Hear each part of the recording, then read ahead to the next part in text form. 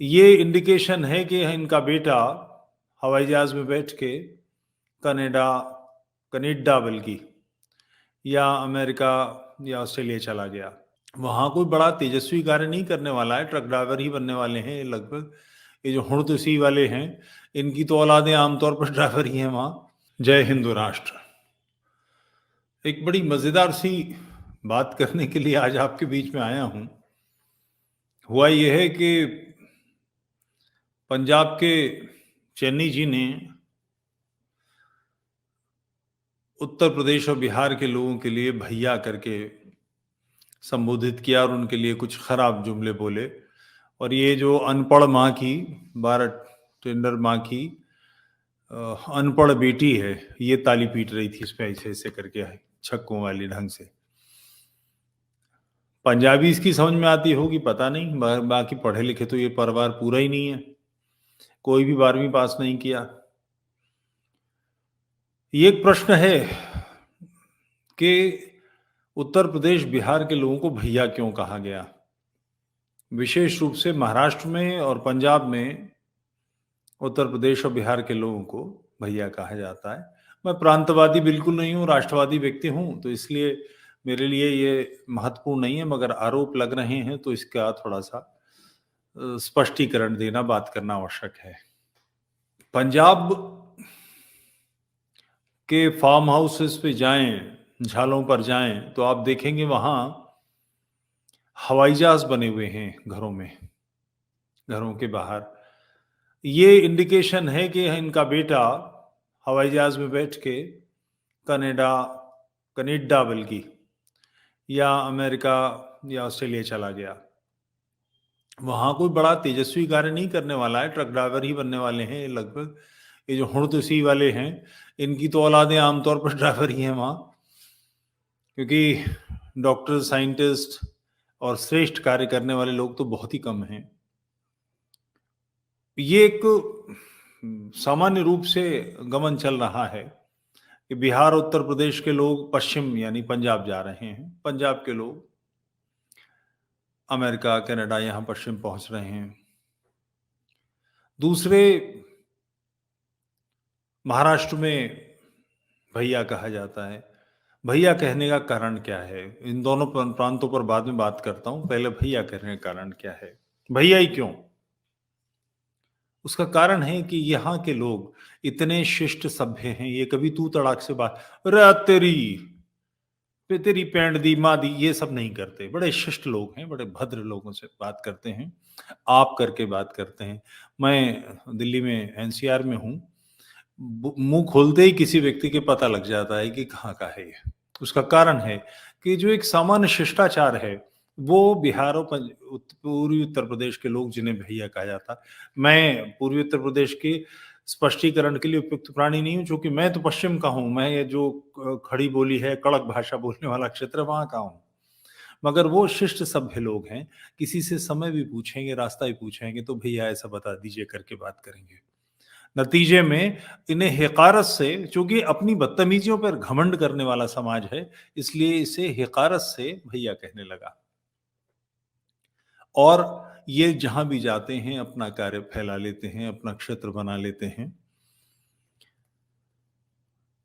किसी भी भारतवासी को अपने किसी भी प्रांत में जाकर बसने का अधिकार होना चाहिए।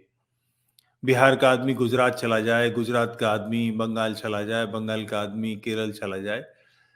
ये एक सहज व्यवहार है, संपूर्ण राष्ट्र एक है। आप नॉर्थ ईस्ट जाइए, गुजराती व्यापारी, मारवाड़ी व्यापारी आपको ढेरों दिखाई देंगे, बिल्कुल गांव-गांव में फैले हुए हैं। जबकि कानून यहाँ तक है कि नॉर्थ ईस्ट की जो हमारी 7 सिस्टर्स हैं, ये 7 प्रांत हैं, इनमें बहुसंख्य में ये कानून है कि वहाँ दुकान खोलने का अधिकार, कोई कार्य करने का अधिकार स्थानीय ही व्यक्ति को होगा, तो उसके साथ पार्टनरशिप में कर लेते हैं। स्थानीय व्यक्ति कार्य नहीं करता, ये लोग काम करते हैं। हर गुजरात के लगभग हर घर से कोई ना कोई व्यक्ति विदेश में है। अमेरिका में जो मोटेल का व्यापार है, उसे पटेलों के हाथ में है वो सारा। जो होटल्स का कार्य है, जो रोड साइड पे, हाईवेज पे मोटेल हैं, वो सारा काम पटेलों के हाथ में है। जो लोग पहली बार निकले होंगे, ये छुआछूत वाले लोग हैं जो मांस नहीं खाते, दूसरे के हाथ का खाना नहीं खाते, तो इन्होंने उसकी व्यवस्थाएं की। खाकड़ा, थेपला, ऐसी डिशेस जो 6-6 महीने, 8-8 महीने, साल-साल भर चल जाती हैं, उनको यहाँ से बना कर लेकर गए। यूं ही आसानी से नहीं विकसित हुए हैं। उगांडा से निकाले गए तो युगांडा से निकालने का कारण ये था कि युगांडा के लोगों का सारा व्यापार इनके हाथ में था। ये सक्षम लोग हैं, मेहनती लोग हैं, परिश्रमी लोग हैं। पंजाब के लोग भी बहुत तेजस्वी परिश्रमी हैं। ये बेवड़े जो मुख्यमंत्री बनने की तमन्ना हिक करता है और जिसके लिए केजरीवाल जोर मार रहा, उस तरह नहीं है। ये परिश्रमी लोग हैं। अपने घर से जाना, मेरे एक कनाडा में के मित्र हैं, अभी कुछ समय पहले आए थे, तो उन्होंने एक मजेदार बात बताई कि उनका बेटा जो 12th पास करके, जिसको एयरपोर्ट पहुंचाने के लिए वो निकले हैं, कनाडा जाना है, उसकी दादी ने पूछा कि तू कल खाना कहाँ खाएगा, रोटी कहाँ खाएगा? तो उसने कहा पता नहीं, कोई आधार नहीं, कोई व्यवस्था नहीं, मगर ये जिजीविषा है, ललक है कि हम काम कर लेंगे। यही वो लोग तो हैं ना जिन्होंने साम्राज्य स्थापित किए हैं, जिन्होंने मेहनतें की हैं, परिश्रम करने के लिए घरों से निकलते हैं। तो इनसे वहां के जो लोकल हैं, जो नहीं करना चाहते, वो तिल मिलाते हैं, उन लोगों को कष्ट होता है। और इसका सबसे ज्यादा जो कड़वा स्वरूप है वो महाराष्ट्र में है। महाराष्ट्र की एक पार्टी जो से आज हिंदुत्ववादी समझा जाता है, शिवसेना, वो बेसिकली हिंदुत्ववादी पार्टी कभी नहीं रही है। आज तो बिल्कुल भी नहीं है, पहले भी नहीं रही। एक महाराष्ट्र के स्थानीय लोगों में, महाराष्ट्रियंस में एक वो एक ग्रंथि है कि मुंबई उनकी है, ऐसा वो आग्रह करते हैं, जबकि ये उल्टा है। ये ब्रिटिश पीरियड में मुंबई प्रेसिडेंसी थी, जिसका महाराष्ट्र, गुजरात, सिंध और महाराष्ट्र का उस समय का कर्नाटक भी उसका हिस्सा था। ये सारा क्षेत्र मुंबई प्रेसिडेंसी का हिस्सा है। महाराष्ट्र मुंबई का हिस्सा है, मुंबई महाराष्ट्र का हिस्सा नहीं है, उल्टा है। तो उनको लगता है उनके हाथ से न निकल जाए। जाहिर है मुंबई प्रेसिडेंसी में गुजरात भी था, तो गुजराती व्यापारियों का बहुत अच्छा कार्य मुंबई में है। डायमंड का सारा बिजनेस गुजराती संभालते हैं, बड़े पैमाने पर वहाँ कार्य हैं। इसी तरह से आप मुंबई कभी जाएं तो आप पाएंगे कि हर 7वीं 8वीं 9वीं दुकान हर लगातार चलेंगे तो एक कोई ना कोई दक्षिण भारतीय व्यंजनों की दुकान मिल जाएगी आपको, जिसमें डोसा, सांभर और इडली वड़ा, और बड़े सस्ते दामों पर 60-70 रुपए में, 80 रुपए में, 100 रुपए में पेट भर जाएगा, वहां मिल जाता है। फटाफट खाइए निकलिए, इस तरह का कार्य। अब ये कार्य वहां का स्थानीय आदमी कुछ नहीं करता।